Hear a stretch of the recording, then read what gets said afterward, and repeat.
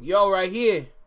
Right here in the small box. Right here in the small box. Welcome back to Single Seated Reactions only on the Flex Mind Network. I'm the original anomaly. Welcome back to the channel. Chick Smooth, ladies and gentlemen. We got Chick Smooth to react to. Hey, this whole Joe Budden shit, I want to find the right video so I can really dive into it. Because there was a time when I did record a reaction to the podcast, at least a segment of the podcast, and I want to make sure that I'm able to upload it. Let's just start there, okay? Because I was not able to upload that one because I was clear copyright. Unfortunate, but I want to find the right video of someone talking about the podcast episode that he dropped today when he was breaking down the whole lawsuit thing. Because when I say they dived so well into this conversation, I need more ears on it because you will actually learn from this convo. I promise you. I 1000% promise you. So, we're going to react to this one for now. It's about 8-9 minutes long. I don't think he's going to dive too deep into the conversation that he had, because I only got into the first 40 minutes of the podcast, and there were so many gems, so much information. It's opinionated, sure, but the opinions were backed up with so much facts. I couldn't just ignore it. I was learning. It's rare that you can learn from opinions, but to learn that much, I need more people to listen to it, because trust me, especially for artists out there or any reactors out there that are interested in the music industry, that conversation will let you know that this is way past just money. This is way past just clout. This is way past just Drake not wanting Not Like Us to play. It goes deeper than this. I never thought there was a level that I missed to this, but there is. And I'm glad I tuned in for that episode. But look, listen, we got to do our due diligence. You know what time it is. Make sure you like, comment, share, and subscribe to the video. Drop a comment down below. Let me know what you think about this reaction. Let me know what you think about this Chick Smooth video. And with that being said, let's go straight into it, all right? Let's go. Talk to me, Chick Smooth. What's good? Let's go. Talk to me. Chick Smooth, appreciate all the coverage that you've been doing. I've been watching your shit for a while. I just subscribed to your shit too, bro. Is this really the end for Drake? Is Drake's immaculate run of dominating hip-hop? Why does that look like some 90210 type photo from Joe Budden? Like this is CSI Jersey. You know what I'm saying? Like CSI Jersey for real. CSI Jersey Shore. Like what is this, bro? These aviator glasses are killing me. But at the same time, they look expensive. You know what I'm saying? But let's go. For 15 plus years finally coming to an end, this Drake UMG lawsuit has everybody feeling some kind of way about it. Well, besides actual Drake fans, you got the streamers that's pissed off at Drake for naming them in this lawsuit. You also have real hip-hop fans that's looking at this lawsuit crazy, knowing that this lawsuit only exists because Drake did not get the outcome he was hoping for. And I think for a lot of people, that's the part you just cannot believe. We watched you battle with Meek Mill. We watched you battle with Pusha T. We all heard all the foul things you said about those two guys. But nobody cared because that's what happens when you engage in a beef with somebody. Especially if you're going to be engaging in a rap beef. Now, battle rapper Arsenal the Rebel from Newark, New Jersey, he came out yesterday and said, yo, in a rap battle, you can say whatever you want. Point blank period. You don't sue a nigga because he hurt your feelings and called you something whether it's true or not. If you couldn't handle the lyrics, why enter the battle? I'll tell you why he thought he was unbeatable. And if that wasn't enough, we watched Drake trying to spin the lawsuit against UMG as some kind of heroic battle for other artists that's going to be coming up under him. So that's why a lot of hip-hop fans, reactors, streamers, YouTubers, media personalities are all calling out Drake right now. Today on the Joe Budden Podcast, episode 792, you guys know Joe Budden and Drake have a long history together. Joe is taking this lawsuit a little bit too hard. Sometimes watching somebody that you had a lot of respect for and now you see them do a complete 180. What do you mean a little bit too hard? We have to see it like this. Because if we're not pressuring this lawsuit, we're going to get railroaded as a community. And there's been enough railroading going on when it comes to our culture, our black community, everything. There's no way you can be on the fence no more. You have to be a part of the conversation. I'm indeed a part of the conversation now. Because what is happening is killing us. This is literally how you ruin your own culture. Whether if you're a part of it or not, because people see you now as a representative of that culture. And the way you move currently, people will say, okay, we can save this information because we can use this later. If there's one thing about corporations, all these CEOs and all these labels, they're taking notes of how the best move. They're taking all the notes. They're taking notes about the responsive of how this individual moves. I will not be surprised if we revisit this kind of situation with different artists. I will not be surprised at all. And the funny thing is, every time, and history has showed, every time you revisit similar situations, the second time, nobody is as serious, no one's running, no one's speaking more for the second situation. Because if the first situation ends up going the wrong way, then the second situation, we won't even pay attention to it. History has shown this. The third situation, fourth. An easy example is in politics. Every time there's a rotation for the presidents, whether it's 4 years, 8 years, whatever, throughout that rotation, the same thing happens over and over. But the less we talk is the more they do. So, yes, it's important for us to speak to this. No doubt. Let's keep going. 80 and turn into something else, it can definitely leave you with a very strange taste in your mouth. Here's what Joe said about the Drake UMG lawsuit. I'm sad. I'm hurt. Y'all see, I wasn't talking much. I came came in here here and just just sat sat down. back. I love this shit too much, man. Spent half my 2024 making fun of it. That's the problem with being ahead of things sometimes. Yeah. I've been questioning all of this shit for mad long. That's the other reason I'm sad a little bit. Like, this is like the finale to my views rant.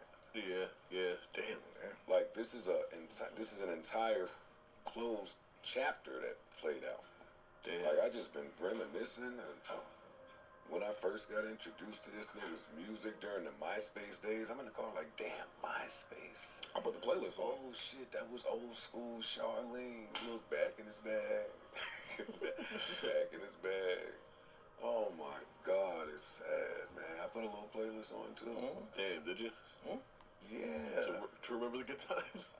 Yeah, nigga. This nigga gave us some joints. Yeah, no, my new podcast arc has been You're the Drake Hater.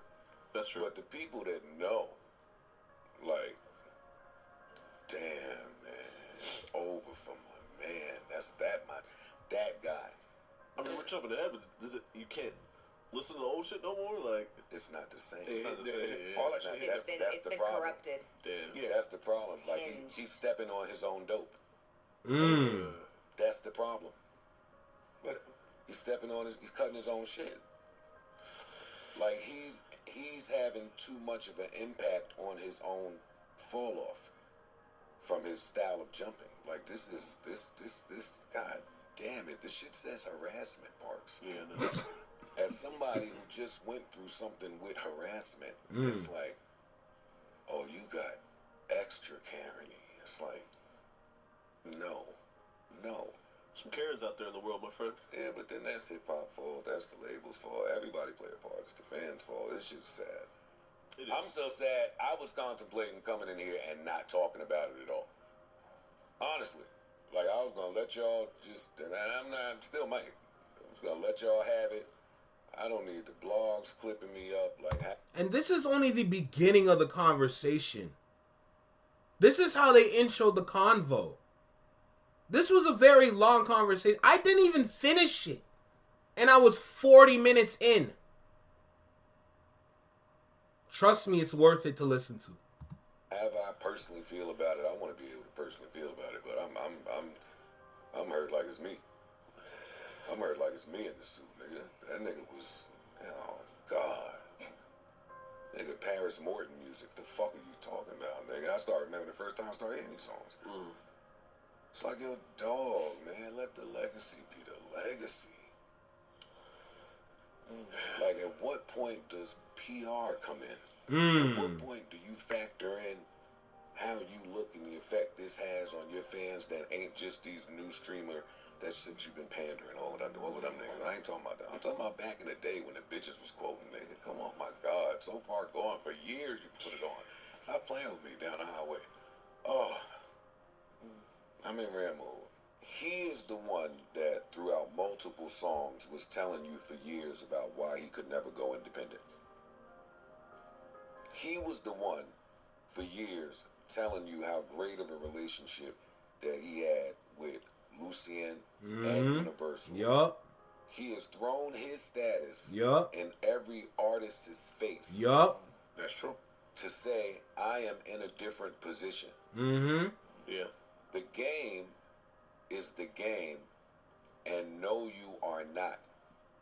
There is nobody that we've seen or that I can think of that has proved to ever be bigger than the system. And when you volunteer to play in that system, in any field, by the way, there are the same way you generated numbers, the same way you generated streams, there are expectations, quotas, and money being spent on you.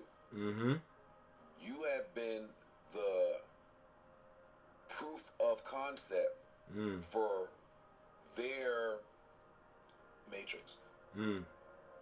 For where the game was with their, he's been the streaming baby. Yeah. He's been the proof of concept. You pretty, Apple. like Drake technically, and I'm saying technically, introduced the streaming era.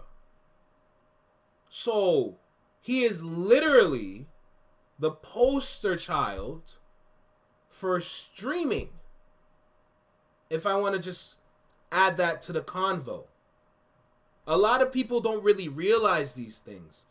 But when the streaming era kind of started, this is also where Drake started his career.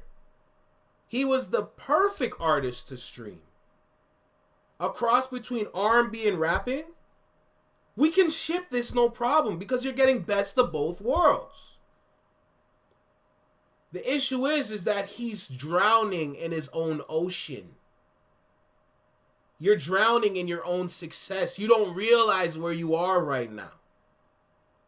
You understand what I'm saying? Like, it's gotten to a point where he thinks he's Poseidon, but you don't rule this ocean. You do not own this ocean. We know who owns this ocean. Let's make it clear. Drake is no Poseidon. He's a big fish in the sea, but he doesn't own these waters.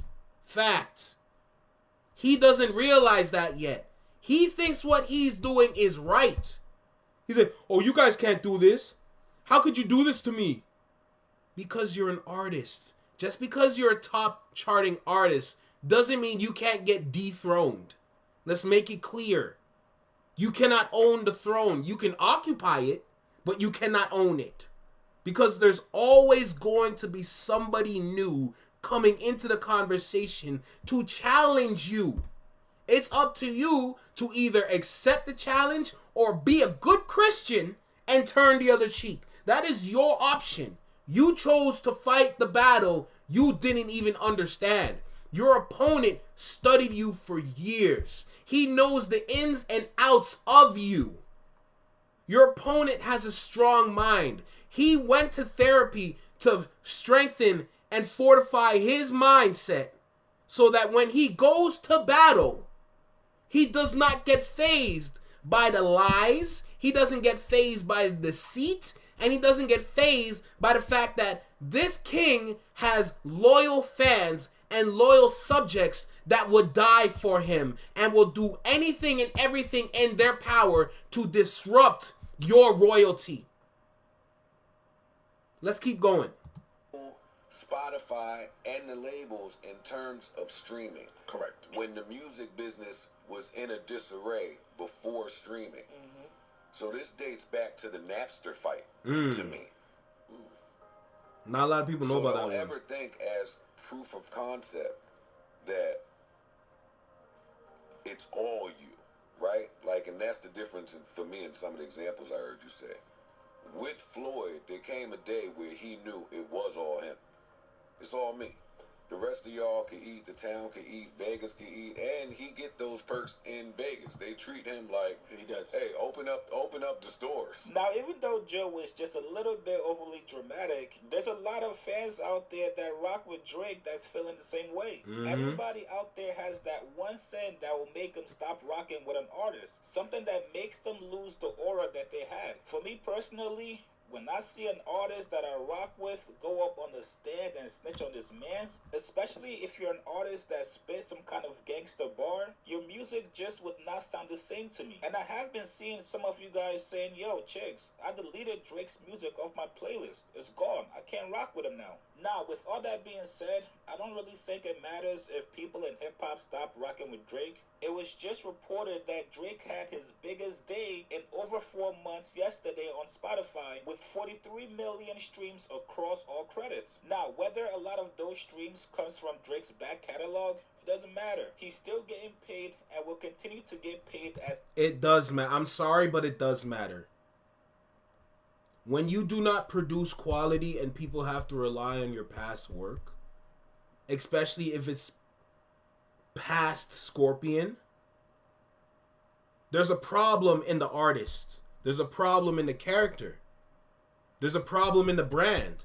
Because now we figured out where you guys shifted in your narrative, and we do not like this new narrative. But this artist is great enough that his old music would still stand today. So, we would rather listen to the older songs than the newer songs. Because over on this side, it's muddy, it's wet, it's nasty, it don't look right, it looks swampy.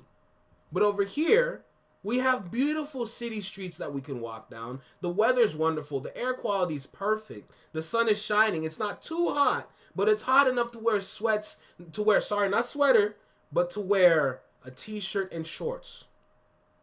You're enjoying the weather on this side. Meanwhile, you're struggling in the mud and you're getting dirty and you're getting mud that you can't wash off. So it is important, unfortunately. I understand what you're saying, but you're seeing it from face value. This is where worth and quality comes into the conversation with these aged artists. Do their music hold up to this day? And if half the catalog holds up to till today, and the other half doesn't, there's a problem. Because you lost the plot. People don't really rock with this new Drake. However, the old Drake, the Drake that used to sing way more, is the Drake people love.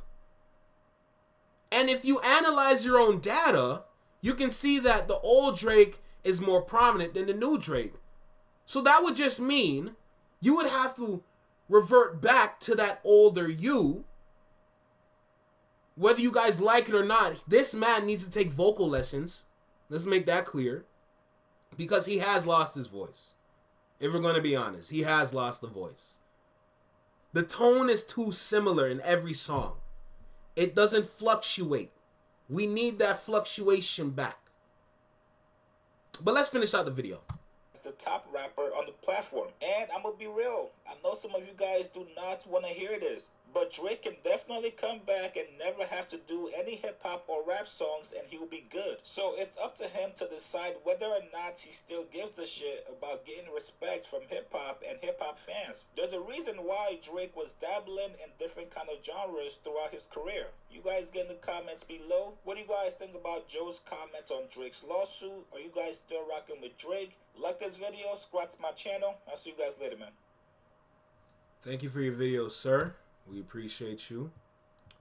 Final thoughts. My final thoughts are simply this. There is a reckoning coming in the music industry.